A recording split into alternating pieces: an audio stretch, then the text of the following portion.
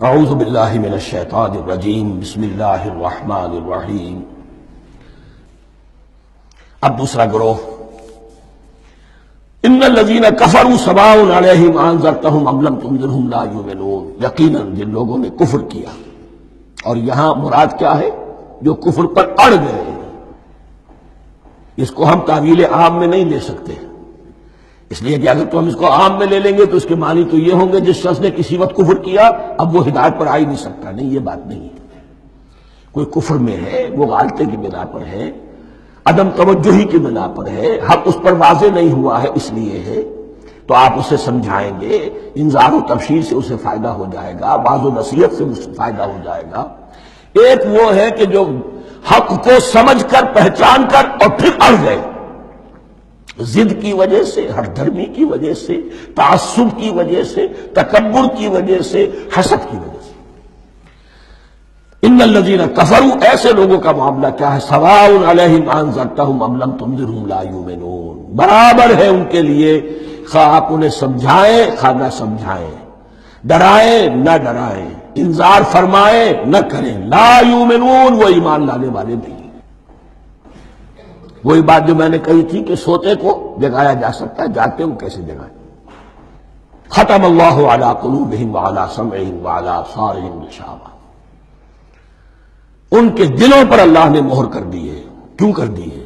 یہ ابتداءً مہر نہیں ہوئی، جب حق کو پہچان کر انہوں نے رد کر دیا، اس کی پاداش میں، اس کی سزا کے طور پر۔ ختم اللہ علی قلوبہم، اللہ نے ان کے دلوں پر مہر کر دی ہے، وعلی سمعہم، اور ان کی سماعت پر بھی، وعلی ابصارہم غشاوہ، اور ان کی آنکھوں کے سامنے پردہ پڑ چکا ہے۔ یہ مضمون سورہ یاسین کے شروع میں پھر آئے گا بہت شرم و بست کے ساتھ۔ وَلَهُمْ عَذَابٌ عَظِيمٌ، اور ان کے لیے تو اب بہت بڑا عذاب ہے۔ یہ دوسرا گروہ ہو گیا، ایک رکوع میں دو کو سمیٹ لیا گیا، کل ابھی 7 آیتیں ہوئی ہیں۔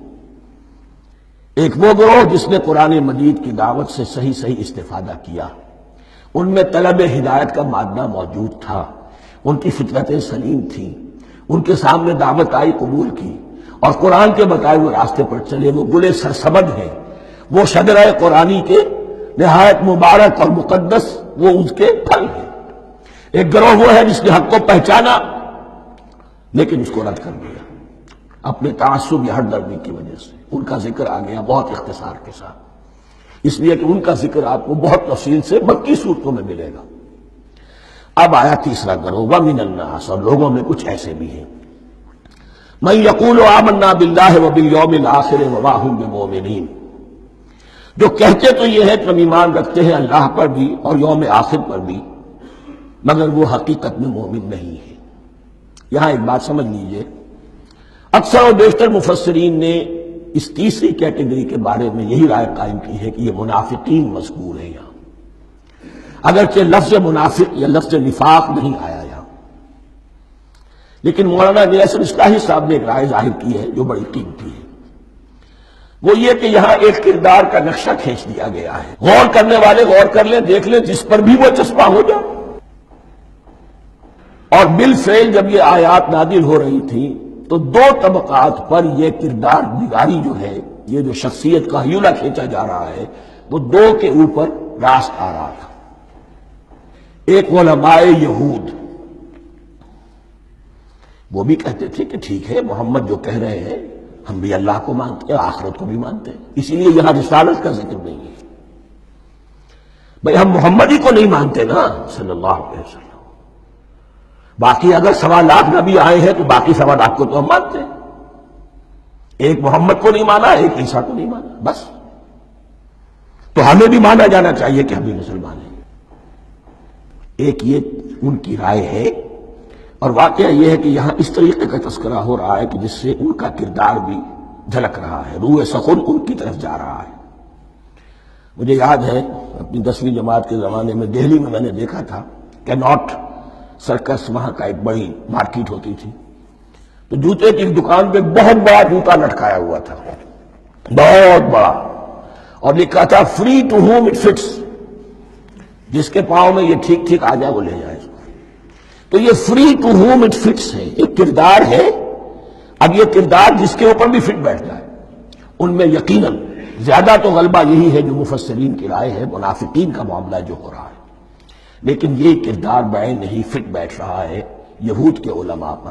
اور یہ بھی نوٹ کر لیجئے کہ جو مدینہ منورہ میں نفاق کا جو پودا پروان چڑھا ہے، بلکہ پودا نہیں کہنا چاہیے، جھاڑ جھکاڑ جو پروان چڑھا ہے، وہ یہودیوں کے زیر اثر، جیسے جنگل کے اندر بڑے بڑے درخت بھی ہوتے ہیں اور اندر جو ہے نیچے جھاڑیاں بھی ہوتی ہیں، تو یہ نفاق کا جھاڑ جھکاڑ جو ہے وہ یہودی علماء کا جو پودا تھا، اور وہ بڑا تھا، اس میں کوئی شک نہیں، اس کے سائے میں پروان چڑھا ہے۔ ان دونوں میں معنوی ربط بھی ہے۔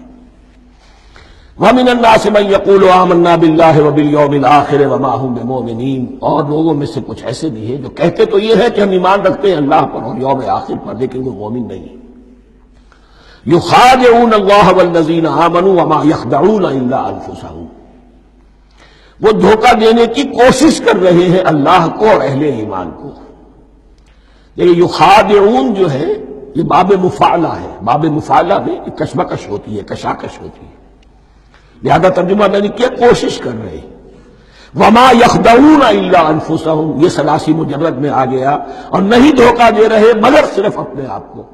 یہ یقینی ہے اپنے آپ کو تو دھوکہ دے رہے ہو، لیکن یہ کہ اللہ اس کے رسول کو، اللہ اور اہل ایمان کو دھوکہ نہیں دے سکتے۔ سورہ نساء کی آیت نمبر 142 میں یہ کھل کر منافقین کے بارے میں یہی الفاظ آئے ہیں، ان المنافقین یخادعون اللہ وہو خادعہم، یقیناً منافقین جو ہے وہ اللہ کو دھوکہ دینے کی کوشش کر رہے ہیں اور اللہ انہیں دھوکہ دے رہا ہے۔ وما یشعرون، انہیں اس کا شعور نہیں ہے۔ یہ بہت اچھی طرح نوٹ کر لیجیے، منافقین کی بھی اکثریت وہ تھی جنہیں اپنے نفاق کا شعور نہیں تھا، وہ اپنے تئیں سمجھتے تھے اپنے آپ کو مسلمان، وہ کہتے تھے یہ بے وقوف لوگ ہیں، محمد رسول اللہ کے بارے میں کہتے تھے یہ خام خواہ جو ہے انہوں نے لڑائی بھڑائی مول لے لی ہے اہل مکہ کے ساتھ، کیا ضرورت ہے، امن کے ساتھ جو ہے بات کرنی چاہیے۔ وہ سمجھتے تھے کہ ہم خیر خواہ ہیں، ہم بھلی بات کہہ رہے ہیں، یہ بے وقوف لوگ ہیں، دیکھتے نہیں کہ کس سے ٹکرا رہے ہیں، ہاتھ میں اسلحہ نہیں ہے اور لڑائی کے لیے جا رہے ہیں، تو بے وقوف تو یہ ہے۔ لیکن وہ سمجھتے تھے کہ ہم تو بڑے مخلص ہیں، ہم مسلح ہیں، تو ما یشعرون بہت ضروری ہے۔ بعض لوگ منافق ایسے بھی تھے کہ جو اسلام میں داخل ہی ہوتے تھے دھوکہ دینے کی خاطر، اور ان پہ پہلے دن سے واضح ہوتا تھا کہ ہم مسلمان نہیں ہیں، ہم نے اسلام کا لبادہ اوڑھا ہے صرف دھوکے کے لیے۔ اس کا ایک ذکر سورہ آل عمران میں آئے گا، لیکن اکثر و بیشتر منافقین دوسری طرح کے تھے جنہیں اپنے نفاق کا شعور حاصل نہیں تھا۔ فی قلوبہم مرض، ان کے دلوں میں ایک روگ ہے، بیماری ہے۔ یہ روگ اور بیماری کیا ہے؟ ایک لفظ میں اس کو تعبیر کیا جائے، کردار کی کمزوری، ویکنس آف کیریکٹر۔ ایک شخص وہ ہوتا ہے کہ جو سمجھتا ہے یہ حق ہے، حق سے بعد آباد، اب جو ہو سو ہو۔ ایک حق کو حق پہچان کر رد کر دیتا ہے، وہ کافر ہو گیا۔ ایک حق کو حق پہچان کر آیا تو صحیح، لیکن ویکنس آف کیریکٹر کی وجہ سے قوت ارادی کمزور ہے، آخرت بھی چاہتے ہیں، دنیا کو بھی ہاتھ سے دینے کو تیار نہیں، یہاں کا بھی کوئی نقصان نہ ہو اور آخرت کا بھی سارا بھلا ہمیں مل جائے۔ یہ وہ لوگ ہیں در حقیقت کہ اس کو کہا روگ۔ فی قلوبہم مرض فزادہم اللہ مرضا، تو اللہ نے ان کے مرض میں اضافہ کر دیا۔ یہ اللہ کی سنت ہے، آپ حق پر چلنا چاہیں حق کا راستہ آپ کے لیے آسان کر دے گا، آپ برائی کی طرف جانا چاہیں بڑی سے بڑی برائی آپ کے لیے ہلکی ہوتی چلی جائے گی، کوئی خاص بات ہی نہیں، چلو یہ بھی کر گزرو، جب یہ کر لیا تو یہ بھی کر گزرو۔ اور اگر آپ بین بین لٹکنا چاہیں تو اللہ اسی پہ چھوڑ دیتا ہے، ٹھیک ہے آپ سمجھتے ہیں ہم کامیاب ہو رہے ہیں، ہم نے مسلمانوں کو بھی دھوکہ دے لیا، وہ ہمیں مسلمان سمجھتے ہیں، اور یہودیوں کو بھی دھوکہ دے لیا، وہ سمجھتے ہیں کہ ہم ان کے ساتھی ہیں، تو سمجھا کامیاب ہو رہے ہیں، حقیقت میں کامیابی نہیں۔ فی قلوبہم مرض فزادہم اللہ مرضا ولہم عذاب علیم بما کانوا یکذبون، اور ان کے لیے تو دردناک عذاب ہے۔ عذاب العظیم کا لفظ آیا تھا اوپر کفار کے لیے، وَلَهُمْ عَذَابٌ عَظِيمٌ، 7ویں آیت ختم ہوئی، اور عذاب العلیم کا لفظ آیا یہاں، ان کے لیے دردناک المناک عذاب ہے۔ بما کانوا یکذبون، بسبب اس جھوٹ کے جو وہ بول رہے تھے۔ وَإِذَا قِيلَ لَهُمْ لَا تُفْسِدُوا فِي الْأَرْضِ، اور جب ان سے کہا جاتا تھا مت فساد کرو زمین میں، مراد کیا ہے اس سے؟ کہ جب محمد کو مان لیا کہ اللہ کے رسول ہیں، اب ٹھیک ٹھیک پیروی کرو، ان کے پیچھے چلو، ان کا حکم ہے تو جنگ کے لیے نکلو، ان کی طرف سے تقاضا آتا ہے مال پیش کرو، اور اگر تم اس سے کتراتے ہو تو فساد مچا رہے ہو، جماعتی زندگی کے اندر فتنہ و فساد پیدا کر رہے۔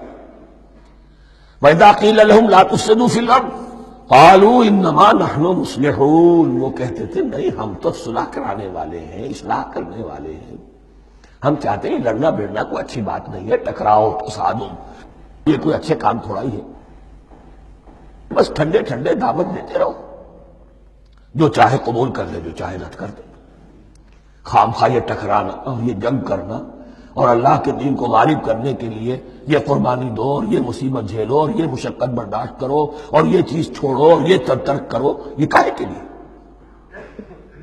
وَإِذَا قِيلَ لَهُمْ لَا تُفْسِدُوا فِي الْأَرْضِ قَالُوا إِنَّمَا نَحْنُ مُصْلِحُونَ أَلَا إِنَّهُمْ هُمُ الْمُفْسِدُونَ وَلَٰكِن لَا يَشْعُرُونَ، آگاہ ہو جاؤ کہ وہی ہے مفسد، فساد پھیلانے والے، اس لیے کہ محمد رسول اللہ کی دعوت ہے زمین میں اصلاح کے لیے، اس اصلاح کے لیے کچھ آپریشن کرنا پڑے گا، مریض اس درجے کو پہنچ چکا ہے کہ آپریشن کے بغیر اس کی شفا نہیں ہوگی، اب اگر تم اس کے راستے میں رکاوٹ بنتے ہو تو در حقیقت تم فساد مچا رہے ہو لیکن تمہیں اس کا شعور نہیں۔